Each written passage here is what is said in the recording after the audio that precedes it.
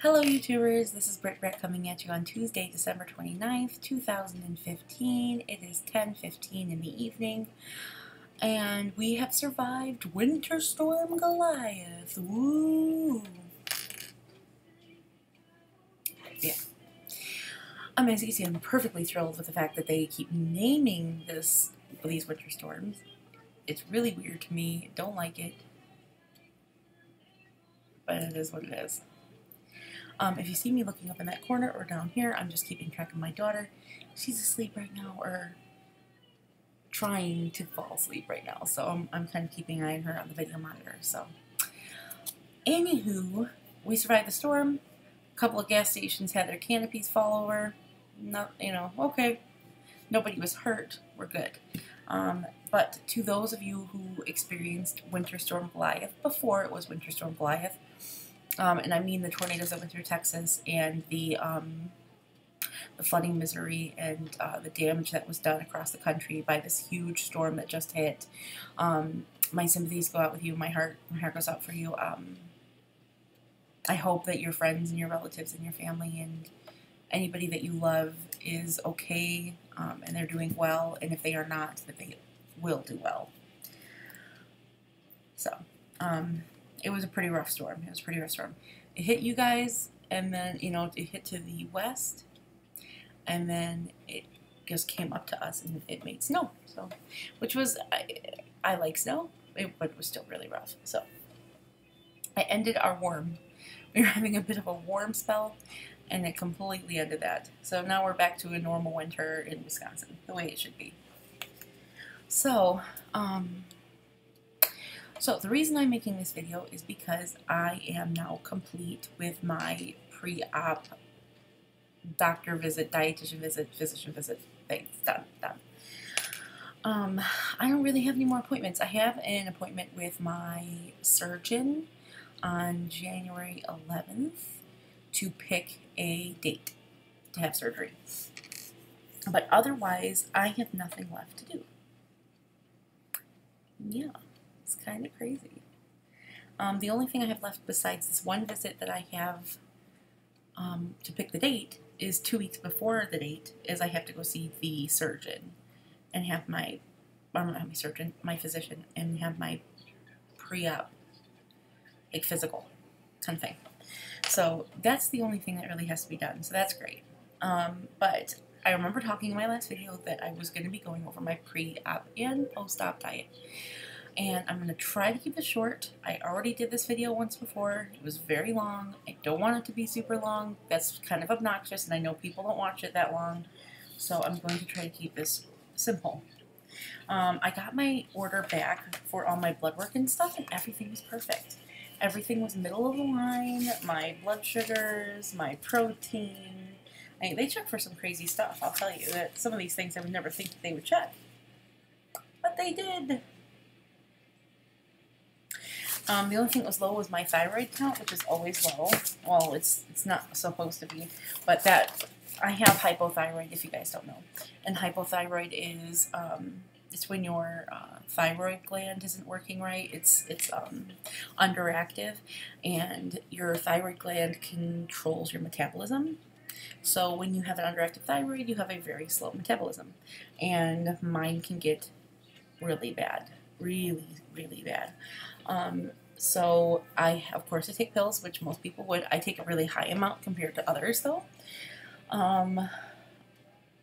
And if I skip a day, it goes pretty far down. So, and unfortunately, the day I went to see the physician, I had run out of prescription, and I couldn't go to my pharmacist because I was going to Chicago that day to the physician. So I couldn't get a new prescription. So it was slightly low, but it wasn't bad. But it was considered low. The next day I picked up my prescription, and I'm fine. So, I don't really start feeling the effects of my low thyroid for like a week. Once like a week or so hits, then I start feeling the effects of my thyroid. Which, if you don't know, you should look it up, because it is quite interesting, and it causes a lot of things people don't even realize that are caused by thyroid. You just think that you're like kind of bigger, and that could cause it. When I found out I was pregnant, and a lot of the symptoms can be caused by pregnancy. So it's a funky thing. It's great when you get it treated. You feel much better. So, Okay, so that was my physician visit. Everything went well. He said that I'm good for surgery, and that he put forward my approval. So we're good with the physician. And then, of course, like I said, I talked to my surgeon, and he said he got notice from my physician, and I set an appointment for January 11th to see him. Now I'm looking at all these papers because I want to go over my pre-op and post-op diet, which I'm not going to take a ton of time. I'm really going to try to keep it close. Keep it short. Pre-op, pretty easy. I've told you guys this before. My pre-op diet is easy compared to others. It's high protein, low carb, but it's not liquids only. So I can eat eggs and cheese and vegetables. So plain yogurt, like you can't go, which I was telling you guys before, I can't go with fruity yogurts, I have to go plain yogurts, cottage cheese, any vegetables, eggs, any meats, and tofu. So, for example, a sample meal for me will be, let me see, I think I have one somewhere. Well, I can remember off the top of my head what a sample meal will be before surgery. An egg and a protein shake, that's a sample meal. A piece of chicken breast, and a side of vegetables, and not corn and not peas, you know, like asparagus or something. That's what my meals will be like, which is fine. That's easy. I can even have lean cuisines and stuff like that. And they said as far as carbs are concerned, shoot for under 50, 70 at most. So I'm saying 50 grams versus 70 grams.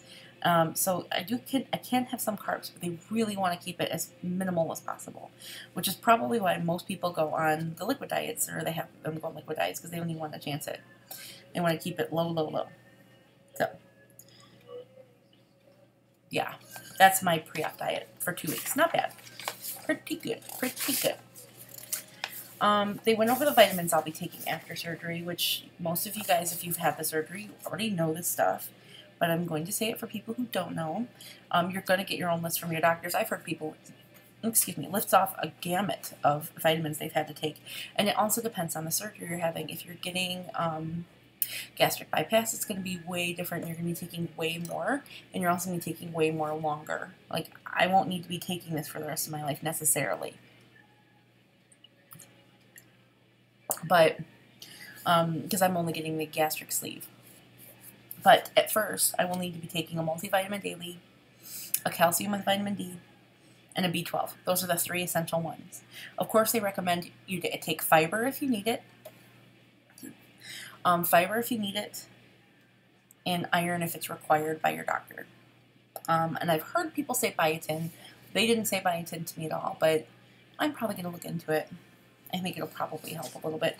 Plus, okay, I'm not really worried about my hair falling out. It's not a concern I have. It's going to happen. It doesn't bother me that much. I'm not very vain as far as my hair is concerned, because I don't have, like, a lot of hair. You can see I have very thin hair. It already looks like I'm losing my hair. So I'm not really worried. But I have very thin hair. And I don't want it completely be gone, and I can't wear a hat all the time at work. So I'm definitely looking into biotin. I also heard of a product. Let me see if I can find it. I think VSG Tanya put it on her thing. She did one on hair before, and it's called X Fusion. And it's like a powdery thing that you put in your hair, like little hair follicles, and other little tiny hair fibers. That's it, hair fibers. And they make it look like you're not so bald when you start losing your hair. So I was looking forever for that stuff, and I found out through VSG Tanya, looking through her videos, that it's called X Fusion. And it does look a little like weird at first, but it really worked. Like when I saw it in Tanya's hair, it looks really good. So it's probably going to end up having to do, because I already have really thin hair. Okay, so that's that stuff. Okay, so my after surgery diet. Okay, this is a bit, it's a bit different than other people's from what I saw. But like I said, every physician gives their own, every surgeon gives their own, or dietitian, whomever gives it to you. My dietitian gave me this. Gives it their own diet. So for the first 24 to 40 hours, now I'm going to be in the hospital for 2 to 3 days. So my diet's going to be controlled, but it's going to be completely clear liquids. After the 3-day mark, so when I go home, the day I go home, I can have applesauce consistency foods, which is kind of crazy to me, but I can have that. So I can have Greek yogurt, cottage cheese, applesauce, that type of stuff. I can even have like protein powders and stuff like that. Now I imagine this is supposed to be day 3 to day 14, so up to the almost 3-week mark. So eventually I probably will be able to get to these things, but not right away. I don't see that happening like right away. And also they say I'm supposed to hit 800 calories, which is kind of crazy. Only hearing from what other people say, I'm shocked that they're expecting me to hit that high. But I do know that a lot of the stuff on this page, they aim really high, and they don't expect you to get that high. So, like, example, they put down that they want you to get 70 to 80 grams of protein at the end of all this stuff, which is probably not going to happen. Well, it could happen, but they're saying that you don't really need 80. They really want you to get 60, but if they told you 60, you would aim only for 60, and then you would hit 50 and not make it. They want you to aim for 80, and if you don't make it to 80, then that's okay, because you probably already hit 60. So that's their mentality in a lot of this. So a lot of this stuff, I think that they're just overballing and expecting you to kind of get a little bit underneath it. So just so you have, aim for the stars. Okay, so at 2 weeks or I should say 3 weeks, because this is day 14 to week 6, so day 40. Then I can have soft diet. So 6 weeks, up to 6 weeks, I'll be eating the soft stuff: eggs, bananas, low-fat cottage cheese, really soft fish, things like that. So that's cool. Now, another thing I had to ask my doctor about, because I wasn't entirely sure how she felt, or she's my dietitian, how she felt about good fats, such as avocado.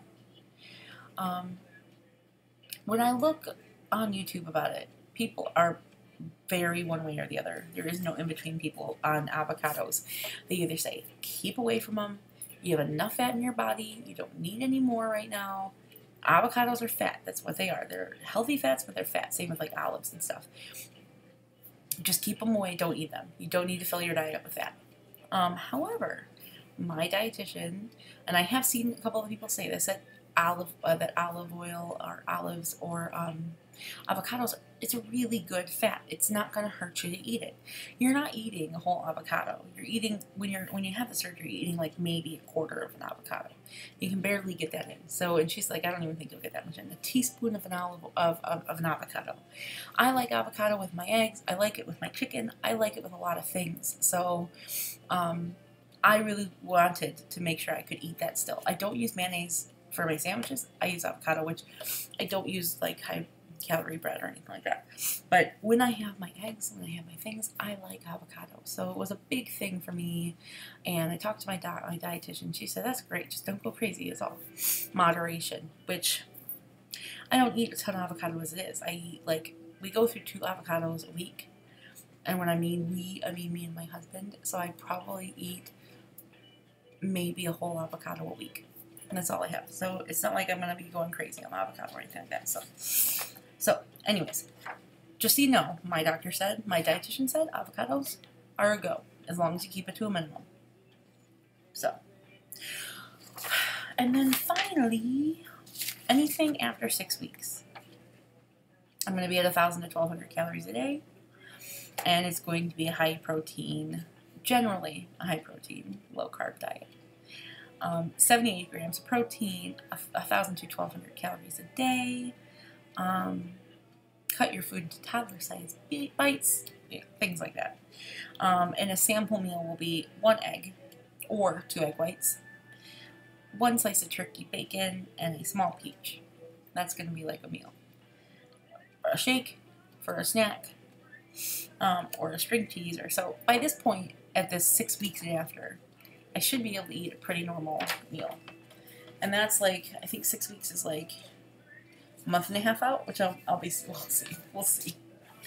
I almost don't believe it. So from what I hear from other people, I almost don't believe it. So we'll see. I'm going to stick with the sauce until I feel good and slowly introduce the foods and stuff like that. So So anyways, that's my pre-op and post-op diet. If that's the run-through I got, we will see how it goes. I'm not going to worry too much about protein stuff at first. From what I've seen from other people's videos, and one of the bigger scares that I'm concerned, or the complications I have a concern for, is the dehydration thing. I'm not good with my water now. I really try my hardest to get water in. I just suck at the habit. And I imagine that's not going to go away after the surgery. So I'm really going to be focusing on the first 2 weeks, more so than protein, is my water. If I can get my water in and in a reasonable amount of time, then I will start worrying about protein. But until then, water, water, water, water, water, water, water. This is what I'm going to be worrying about. I just don't want to go to the hospital. It'll be complicated. I can't just go to the place I had my surgery. I have to go to a hospital up here for dehydration and explain to them why I have dehydration. I can't go all the way down to my surgeon or my physician and say I have dehydration. It's a 2-hour ordeal, 2-hour drive, but to Chicago, it's an ordeal. It's not an easy city to deal with, especially when you have an emergency, and to get there quickly is not possible. So I have to go somewhere local. I just don't want to deal with it. So water, water, water, as I said.